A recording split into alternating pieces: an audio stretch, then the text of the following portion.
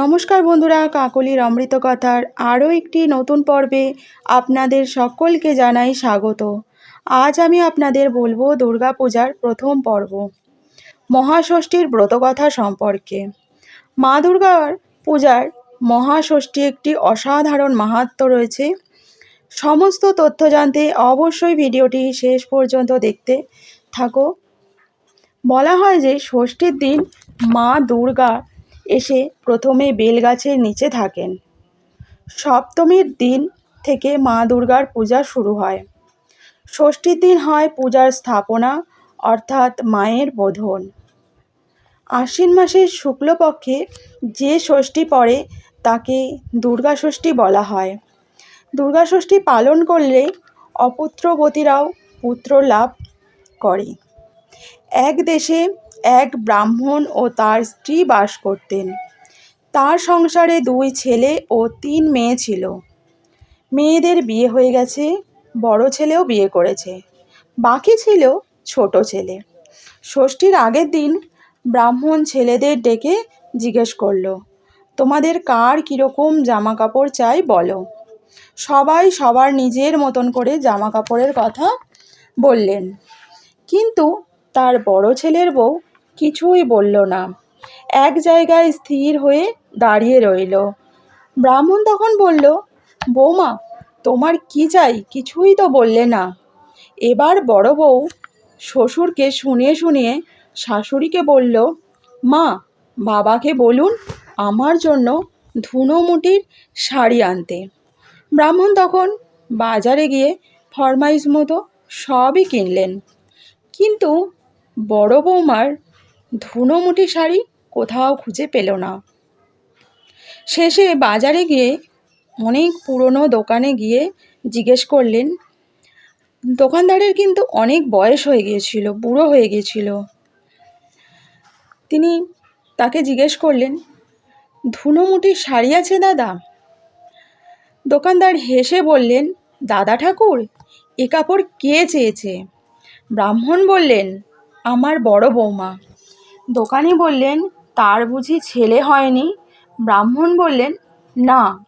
দোকানি বললেন, বুঝেছি, তাই তিনি ধুনোমুটি শাড়ি চেয়েছেন। একে কোথাও পাওয়া যায় না ঠাকুর। মা ভগবতীর দয়া না থাকলে, ষষ্ঠীর কৃপা না হলে কে পাবে? দেখুন ঠাকুর, কাল ষষ্ঠী, আপনার বৌমাকে বলবেন যেন কাল মা ষষ্ঠীর পূজা করেন, তাহলে মার দয়ায় তার মনস্কামনা পূর্ণ হবে। ব্রাহ্মণ বললেন, আচ্ছা, তা জানলাম, কিন্তু ধুনোমুটি শাড়ি কোথায় পাবো?